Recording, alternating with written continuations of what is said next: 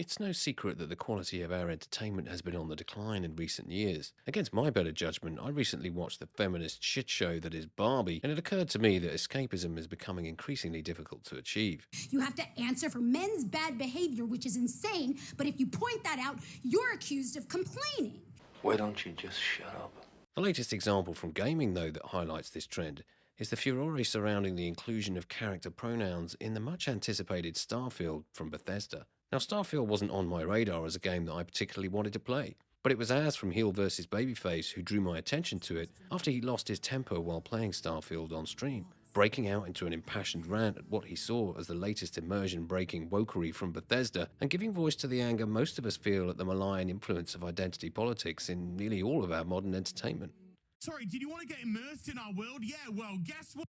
Fucking pronouns! Fucking gender ambiguity! Fucking current day Californian shit! Predictably enough, the far-left crazies on Twitter mobilized, and Az was subjected to a barrage of abuse, much of it in the form of contemptible ad hominem attacks. There were many who supported Az, but there were also many who felt that this was so trivial it didn't even warrant a reaction. What? What's the big deal? What's the big deal? Some argued that character pronouns are perfectly reasonable in a futuristic society in which humans would have advanced beyond two genders. This is literally just an option for role-playing purposes. You may disagree with it, but at the end of the day, this is a very small detail that remains consistent with the setting of the game's world and doesn't break immersion. Now, I'd have more sympathy with these takes if Starfield were based on a novel written by a sci-fi heavyweight like Isaac Asimov or Philip K. Dick, describing this very thing. But it isn't. It's produced by soy latte quaffing types who are hopelessly and completely enthralled to progressivism. So this becomes like spotting a Starbucks coffee in Game of Thrones. It doesn't belong. But unlike the coffee, it's not there by mistake. And though it may not be the most egregious example of woke intrusion, that doesn't change what it is. And to suggest that this has been included for any other reason is either being deliberately disingenuous or hopelessly naive. Whether or not you care about it being there is a separate question. But I'm going to tell you why you should, because there's a much larger game being played here. Before we get into that though, in the days following the controversy, Starfield modders created a choice to remove the pronoun option, and the question about whether it matters or not was duly answered, at least at one level. This is quite a shock. On the other hand, it's not surprising in the least. But let's look at the wider context. Identity politics has run rampant throughout the movies and TV in recent years, and the casualties are mounting up. Disney are hemorrhaging subscribers, and their stock price is tanking. You don't have to look hard to see why. Film after film, show after show that force feeds a social justice agenda instead of prioritizing story and character, and the result is the same. The public don't like it, they don't want it, and they've been voting with their wallets. So you might very well ask, why do companies continue to do this, and how the hell do they continue to afford it? Even companies with deep pockets like Disney surely have to revert to making content that people actually like at some point. If get woke, go broke is true, then this can't carry on, right? Would you like to know more? Well, first we have to understand just who is influencing modern entertainment. And to do that, we've got to be familiar with the small matter of ESG, environmental, social, and governance. These three factors are now firmly entrenched as the primary concerns of modern corporations, and are arguably changing the nature of our society. The blueprint for ESG was laid down by the UN in 2004 in a report titled Who Cares Wins, in which it was suggested investors would make higher profits if they engaged in more ethically responsible investing, taking into consideration factors not normally considered as part of an investment strategy. For example, to acknowledge a company's exposure to the risk of climate change, or how well it reflects the UN's stated goals on racial and gender parity within its ranks, would not only better reflect the values of its shareholders, but also, so the thinking goes, would make it a more sustainable and ultimately more profitable prospect. How? Well, as more ethically concerned investors allocate their capital to ESG-compliant investments, the investment company make more in fees, and by encouraging the avoidance of companies with poor ESG ratings, they can better protect the long-term value of their investors' portfolios. Broadly speaking, the promise of ESG is better returns for investors, saving the planet, and asset managers get more in fees. Name of the game? Move the money from your client's pocket into your pocket. Now perhaps you're thinking, what's wrong with that? Sounds like good strategy and everyone's a winner. I guess Gordon Gekko had it right all along. Greed, for lack of a better word, is good. The biggest advocate of ESG is a company most don't even know exists, BlackRock, who have become the world's largest investment firm with a net worth of nearly $10 trillion, exceeding the GDP of just about every country in the world and growing. BlackRock, along with other ESG-toting financial behemoths like Vanguard, have their tendrils extended into everything, and I mean everything. Banking, property, technology, energy, entertainment, the list goes on and on. As companies jump on the ESG bandwagon, it's no longer CEOs that are deciding strategies, but instead it's investment boards controlled by BlackRock. As Larry Fink, the CEO of BlackRock, explains, well, behaviors are going to have to change, and this is one thing we're asking companies. You have to force behaviors, and at BlackRock we are forcing behaviors. 54% of the incoming class are women. We added 4 more points in terms of diverse employment this year, and what we are doing internally is if you don't achieve these levels of impact, your compensation could be impacted. Okay, we're doing the same thing. And so it's just you have to force behaviors. And if you don't force behaviors, whether it's gender or race or just any way you want to say the composition of your team, you're going to be impacted. And that's not recruiting, it is development, as Ken said.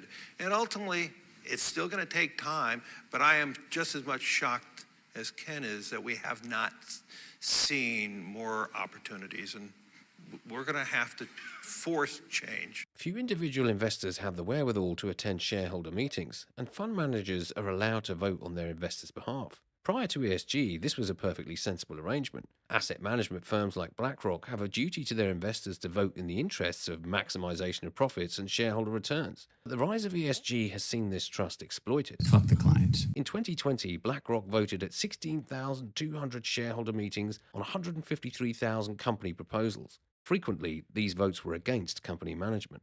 According to the company's own investment stewardship annual report, in 2020, we identified 244 companies that were making insufficient progress integrating climate risk into their business models or disclosures. Of these companies, we took voting action against 53, or 22%.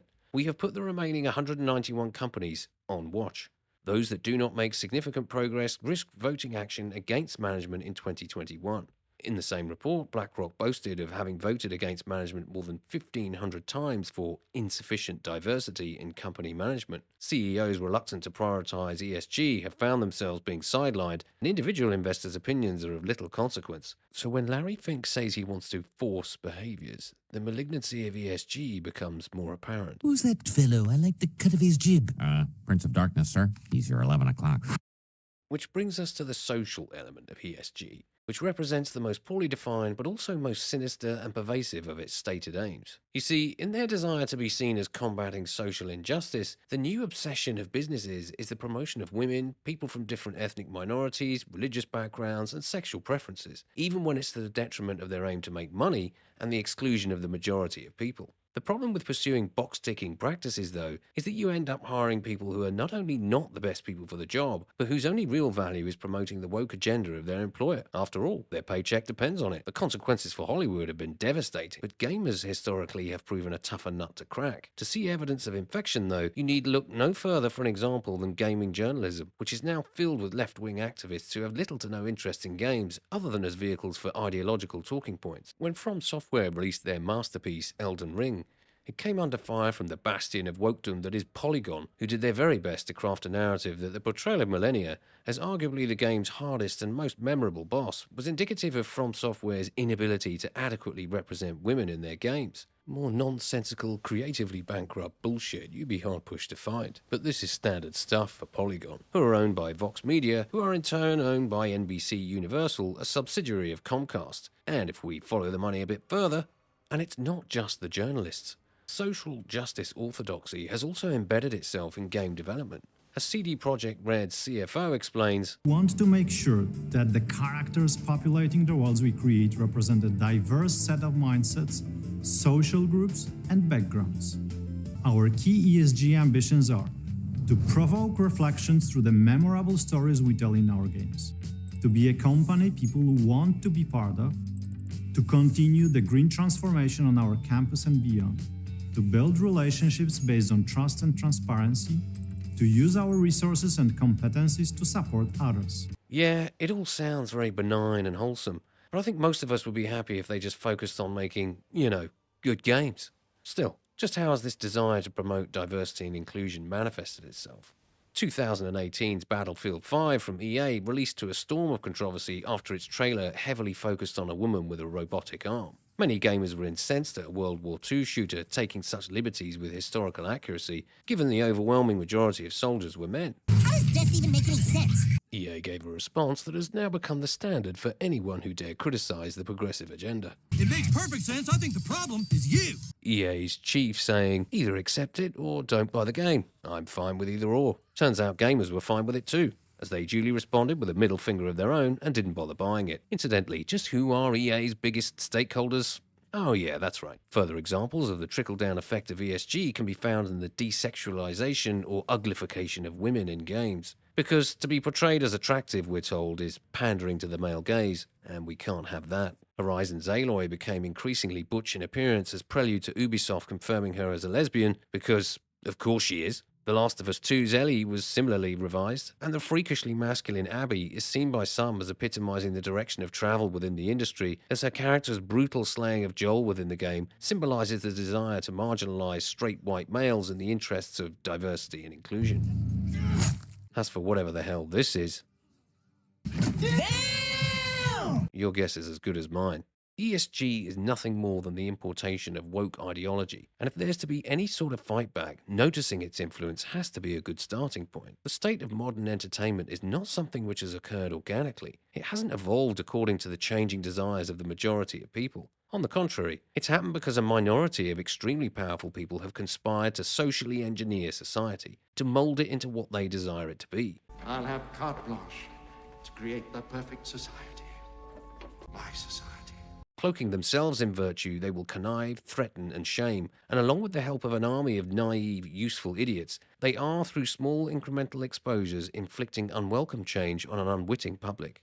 You have to force behaviors. Of course, none of this is limited to video games and movies, which are casualties of a much wider malaise. ESG has been compared to the Chinese Communist Party's social credit system, which sees those with too low scores denied mortgages or removes their access to public transport. There's growing evidence of the sinister implications for freedom of speech if ESG continues unchecked. So just bear in mind, not noticing its influence or shrugging your shoulders if you do increases its normalization, and is exactly how proponents of ESG want you to react. What's the big deal? It doesn't hurt anybody.